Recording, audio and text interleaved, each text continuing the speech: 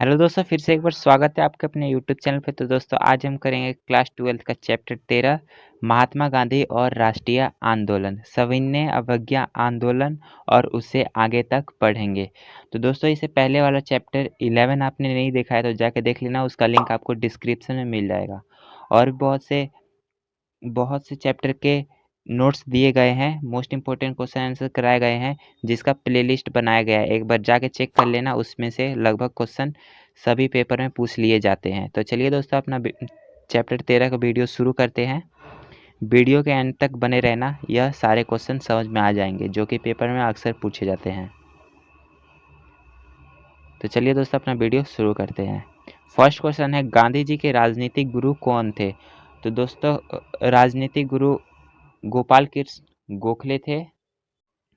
और second question है कि गांधी जी का प्रथम सार्वजनिक उपस्थिति कहाँ हुआ था? तो दोस्तों यह बीएचयू में हुआ था, बीएचयू में। और जलियांवाला बाग की घटना कब घटित हुई थी? यह 13 अप्रैल 1919 में हुआ था।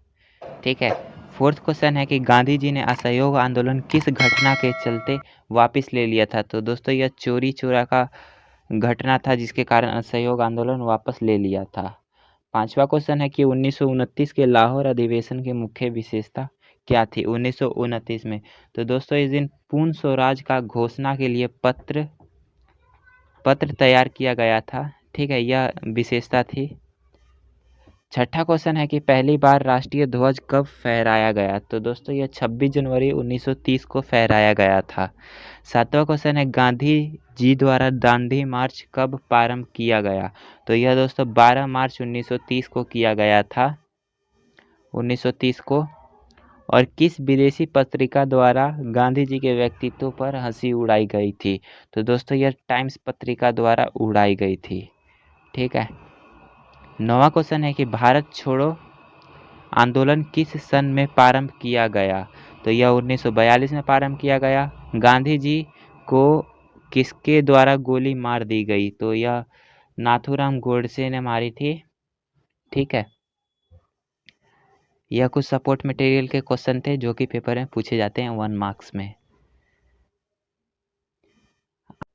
तो दोस्तों अब कुछ करते हैं 3 मार्क्स वाले और 8 मार्क्स वाले क्वेश्चन आंसर। तो फर्स्ट क्वेश्चन है कि असहयोग आंदोलन कब शुरू किया गया और क्यों चलाया गया? तो दोस्तों यह 1920 में शुरू किया गया और गांधी जी ने कहा कि यदि आप असहयोग का पालन ठीक ढंग से किया तो भारत 1 वर्ष के भीतर ही स्वराज प्राप्त कर लेगा, अंग्रेजों से छुटकारा पा लेगा। ठीक है। और गांधी जी ने 1920 में असहयोग आंदोलन की शुरुआत की। रॉलेट सत्याग्रह की असफलता और जलियांवाला बाग की घटना के कारण गांधी जी ने असहयोग आंदोलन के लिए प्रेरित किया गांधी जी को। ठीक है। और भारतीयों के आग्रह किया कि स्कूल कॉलेज न जाएं, वकील न्यायालय न जाएं। गांधी जी ने आग्रह किया भारतीयों से। ठीक है। और असहयोग आंदोलन में छात्रों, शिक्षकों और वकीलों ने बढ़ चढ़कर हिस्सा लिया और सरकारी संस्थाओं का परित्याग किया गया। इस प्रतिरोध में ग्रामीण जनता भी शामिल थी। किसानों ने अंग्रेजी सरकार को कर चुकाना बंद कर दिया। ठीक है। और मजदूरों द्वारा कारखाना में हड़ताल तथा ग्रामवासियों द्वारा वन कानून का उल्लंघन किया गया। जंगलों में घुसा गया, जो कि कानून बनाए गए थे ना जाने के लिए। जिन जंगलों में कानून बनाए गए थे कि इन जंगलों में नहीं जा सकते, उनमें भी गए। ठीक है। और इनमें विदेशी माल का बहिष्कार किया गया, जिसमें स्वदेशी को बढ़ावा मिला। और गांधी जी को यह उम्मीद थी कि असहयोग आंदोलन और हिंदू मुस्लिम एकता से ही अंग्रेजी शासन का अंत हो पाएगा, जब हिंदू और मुस्लिम एक साथ इस आंदोलन में साथ देंगे। कुमाऊं के किसानों ने औपनिवेशिक अधिकारियों का सामान ढोने से मना कर दिया। सेकंड क्वेश्चन है कि कैबिनेट मिशन भारत कब आया, इसकी महत्वपूर्ण सिफारिश क्या क्या थी? ये दोस्तों कुछ इम्पोर्टेंट है।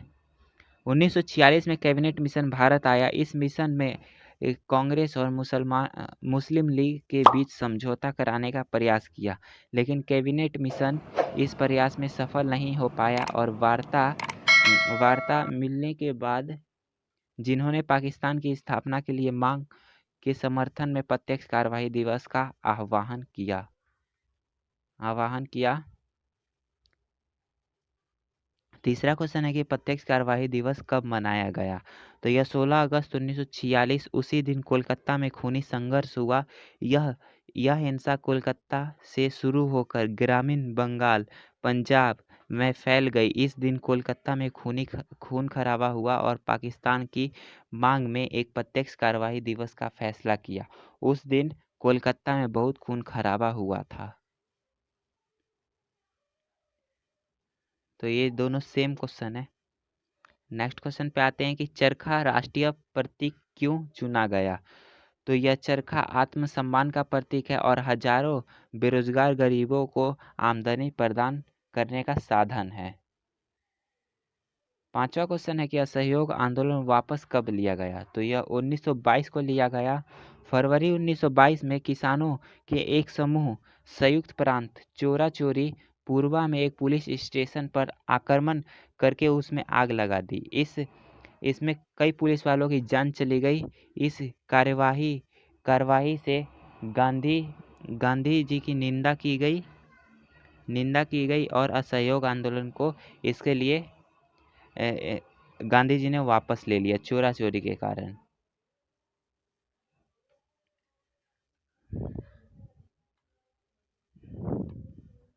इसी के आगे कुछ पॉइंट दिए गए हैं कि असहयोग आंदोलन के दौरान हजारों भारतीयों को जेल भेजा गया। जब यह पुलिस वालों अग्निकांड में पुलिस वालों की जान चली गई थी, इसके कारण हजारों भारतीयों को जेल में डाला गया और गांधी जी को भी मार्च 1922 में राजद्रोह के आरोप में गिरफ्तार कर लिया गया था। छठा क्वेश्चन है कि जन नेता के रूप में गांधी जी किस प्रकार से प्रसिद्ध थे? गांधी जी ने आंदोलन में आम जनता को भी शामिल किया। अब आंदोलन केवल अमीर लोगों का नहीं था, बल्कि आंदोलन में आम आदमी लोग भी शामिल हो गए थे। ठीक है, इसमें श्रमिक और अन्य कारीगर थे। और जन नेता के रूप में गांधी जी सामान्य जन के साथ इस तरह की पहचान और वस्त्रों में विशेष रूप से देखी जा सकती है। जहां अन्य नेता पश्चिमी शैली के सूट और औपनिवेशिक वस्त्र पहनते थे, वहीं गांधी जी साधारण धोती पहनते थे। और गांधी जी जहां भी गए वहां उनकी चमत्कारिक शक्तियों की अफवाह फैल गई। ये कुछ पहचान था गांधी जी का जन नेता के बारे में। और कुछ पॉइंट देखते हैं। 1922 तक गांधी जी ने राष्ट्रवाद को बिल्कुल बदल कर रख दिया और 1916 में जब बनारस विश्वविद्यालय में उन्होंने भाषण दिया, उस भाषण को भी पूरा किया। और सभी आंदोलन केवल अमीर वासियों और बुद्धिजीवियों का ही नहीं था, जबकि तथा इसमें आम जनता भी शामिल हुई थी और हजारों की संख्या में किसान और श्रमिकों ने इस आंदोलन में भाग लिया था। अब यह आंदोलन केवल अमीर व्यवसायी का नहीं था, यह श्रमिक और आम जनता का भी आंदोलन बन चुका था। नेक्स्ट क्वेश्चन है कि गांधी जी की चमत्कारिक शक्तियाँ की अफवाह कौन कौन से थे? ठीक है, स्पष्ट कीजिए। तो यहाँ पे गांधी जी की कुछ चमत्कारिक शक्तियाँ थी। ऐसा माना जाता था कि उनके पास सभी स्थानीय अधिकारियों के निर्देश को अस्वीकृत करने की शक्तियाँ हैं। गांधी जी की शक्ति अंग्रेजी बादशाह से भी अधिक है, ऐसा गांव वाले मानते थे। उनके आने से औपचारिक शासन जिले से भाग जाएंगे और गांधी जी की आलोचना करने वाले गांव के लोग घर गिर गए और उनकी फसल चौपट हो गई। ऐसा इस प्रकार गांव वाले सोचते थे कि गांधी जी की जो आलोचना करता था उनके गांव गिर गए और उनकी फसलें चौपट हो गई। और कई स्थानों पर गांधी जी को बाबा तथा महात्मा कहकर भी पुकारा जाता था।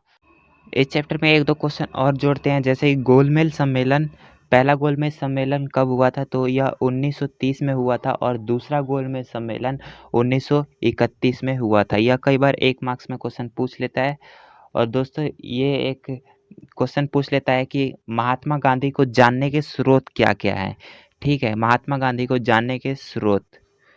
तो दोस्तों इसमें हम यह लिख सकते हैं कि निजी लेखन से महात्मा गांधी को पहचाना जाता था और विभिन्न प्रकार के समाचार पत्रों में भी महात्मा गांधी जी के बारे में चर्चाएँ थी और सरकारी रिकॉर्ड जो थे उससे भी महात्मा गांधी जी को जान सकते थे और आत्मकथाएँ उनके बारे में। तो दोस्तों ये थे कुछ पॉइंट जिससे महात्मा गांधी जी को अंग्रेज पहचान सकते थे। तो दोस्तों यहाँ पे हमारा चैप्टर ख़त्म होता है। फिर मिलेंगे नेक्स्ट वीडियो में जल्दी ही। Thanks for watching. वीडियो अच्छा लगा होगा तो लाइक ज़रूर करना और चैनल को सब्सक्राइब कर देना।